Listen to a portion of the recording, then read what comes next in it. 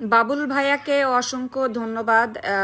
এই যে রোজাদার ব্যক্তিদেরকে ইফতারির ব্যবস্থা করে দেওয়ার জন্য, তো আমি কিন্তু তাদের হাতে তুলে দিচ্ছি। আসলে ভাইয়াকে অসংখ্য অসংখ্য ধন্যবাদ এভাবে পাশে থাকার জন্য এবং অসহায় মানুষদের পাশে থাকার জন্য।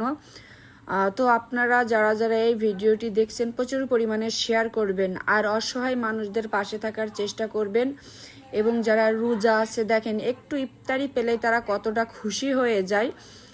তো আমি কিন্তু আজকে আসছিলাম এই যে দুর্গাপুর গ্রামে, সেইখানে এই যে খালাদেরকে ইফতারি দিতে পেরে কিন্তু আসলে আমার খুব ভালো লাগছিল। তারপর ওইখান থেকে চলে আসলাম বাজারে, সেখানে দোকানে এবং যে ভাইয়েরা আসলে বাজারে বিক্রি করছে আসলে তারা বাসায় যাওয়ারও সময় পায় না, তাদেরকে ইফতারি দেওয়ার সুযোগ পেলাম আমি, আলহামদুলিল্লাহ।